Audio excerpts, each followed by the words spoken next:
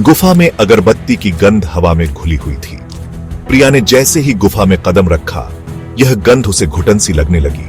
देव पीछे पीछे चल रहा था। उसका टॉर्च अंधेरे को चीरता हुआ आगे बढ़ रहा था। हवा ठंडी और नम थी।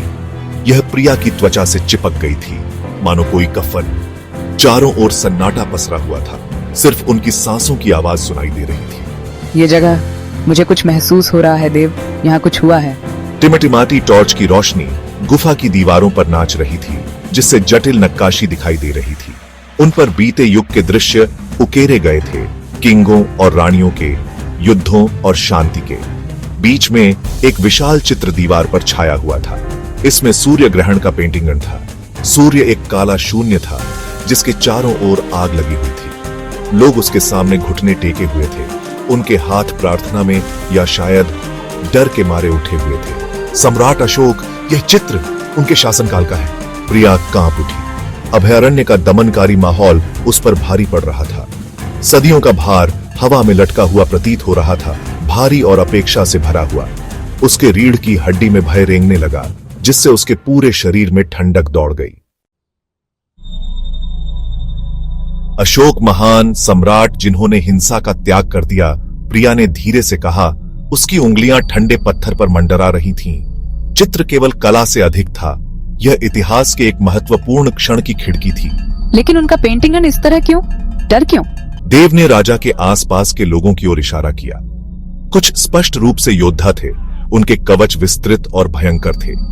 अन्य लोगों ने साधारण वस्त्र पहने थे। उनके चेहरे पर चिंता के भाव उकेरे हुए थे। लेकिन उन सभी में एक बात समान थी। उनकी निगाहें भय और श्रद्धा के मिश्रण के साथ ग्रहण पर टिकी हुई थीं। ये पहले ग्रहण रक्षक होने चाहिए, किसी चीज के रक्षक। उसने फर्श से धूल साफ की, जिससे चित्र के नीचे एक छिपा हुआ एल्कोव दिखाई दिया। अंदर एक पत्थर की संदूक आधी दबी हुई थी। इसकी सतह पर वही ग्रहण आकृति उकेरी गई थी। ऐसा लग रहा था कि संदूक एक ऐसी ऊर्जा के साथ धड़क रहा है, जिससे गुफा के फर्श पर कंपन हो रहा है। इसने प्रिया को अपनी ओर खींच लिया, उसे पास बुलाया। ये जगह क्या है? संदूक ऐसे चरमराहट के साथ खुल गया, जैसे कि हजारों नींदों के बाद उसे जगाया गया हो। अंदर फीके मखमल के बिस्तर पर एक किताब रखी हुई थी। इसके पृष्ठ एक अजीब, लगभग पारदर्शी सामग्री से बने थे। प्राचीन संस्कृत लिपि जो टॉर्च की रोशनी में हल्की सी झिलमिलाती थी। देव ने श्रद्धा से पुस्तक को उठा लिया। यह ग्रहण गार्डियंसों का इतिहास होना चाहिए, उनकी पवित्र बुक। जैसे ही देव ने जोर से पढ़ना शुरू किया, उसकी आवाज एक अजीब लय में बदल गई, जो गुफा की खामोशी में गूंज रही थी।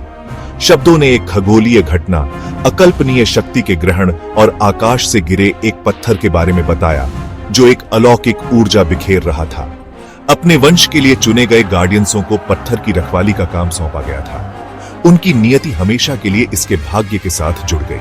पत्थर की शक्ति अपार है, एक ऐसी शक्ति जो जीवन प्रदान कर सकती है या अकल्पनीय विनाश ला सकती है। इसे गलत हाथों में पड़ने से रोकने के लिए रक्षक इसे सुरक्षित रखने की पवित्र शपथ से बंधे हैं। उसके शब्द हवा में लटके हुए थे, जो अनकहे निहितार्थों से भरे हुए थे। ग्रहण गार्डियंसों का समझौता कोई खेल नहीं था, न ही कोई लेजेंड। यह एक बोझ था, पीढ़ी दर पीढ़ी चली आ रही जिम्मेदारी, जिसके परिणाम खून और बलिदान में अंकित थे। प्रिया की सांस उसकी थ्रोट में ही रुक गई। दीवारों पर नक्काशी, वह ग्रंथ, अभयारण्य की हवा, यह सब समझ से परे एक शक्ति की बात करता था। एक ऐसी शक्ति जिसकी रक्षा करने की कसम उसके पूर्वजों ने खाई थी। लेकिन क्यों? उसने पूछा। उसकी आवाज मुश्किल से फुसफुसाहट बन पाई थी। इतनी लंबाई क्यों? खतरा क्या था? देव ने भुरभुरे पन्नों को पलटा। उसकी भौहें एकाग्रता में सिकुड़ी हुई थी। लिपि पुरातन थी, लेकिन वह पेंटिंगों को समझ सकता था। वह एक ऐसी जगह पर रुक गया जहां अराजकता और विनाश का दृश्य दिखाई दे रहा था। एक शहर आग की लपटों में घिरा हुआ था।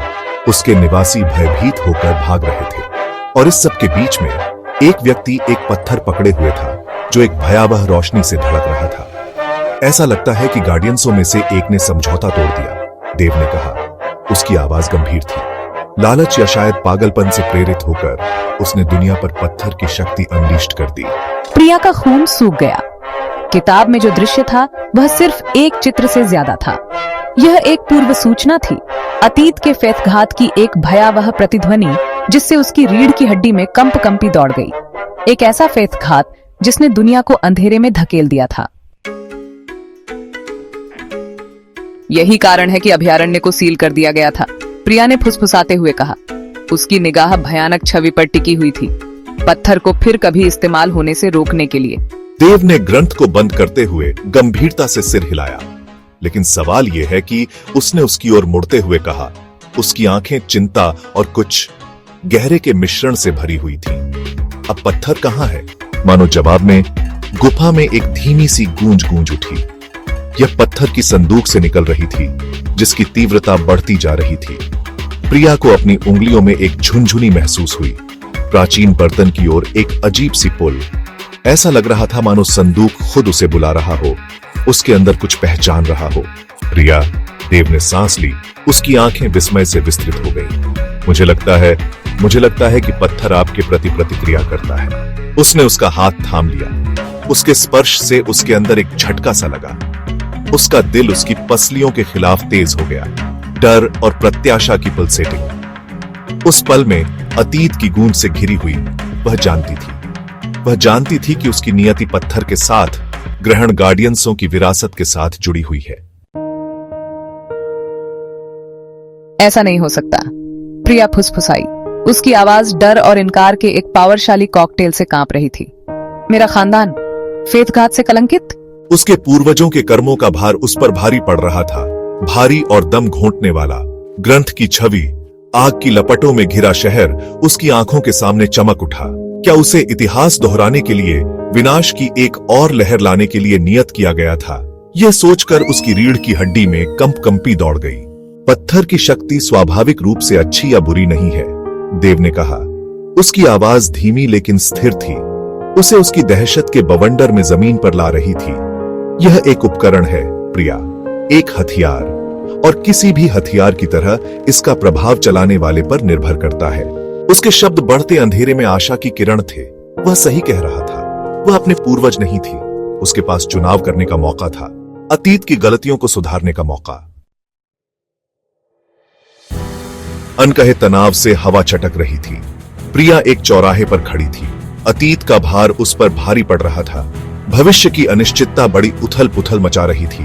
पत्थर की शक्ति ने उसे बुलाया। उसकी ऊर्जा उसकी उंगलियों के नीचे थिरक रही थी। यह एक मोहक कॉल था, अकल्पनीय शक्ति का वादा कर रहा था, लेकिन संभावित विनाश की फुसफुसाहट भी कर रहा था। प्रिया ने देव को देखा। उसके चेहरे पर चिंता की रेखाएं उभरी हुई थीं। उसकी उपस्थिति उसके विचारों के तूफान में एक स्थिर लंगर थी। उसने खोखले बयान या आसान जवाबों का वादा नहीं किया। उसने बस अपना समर्थन दिया, अपने तरीके से चुनने की उसकी क्षमता पर उसका अटूट फेथ।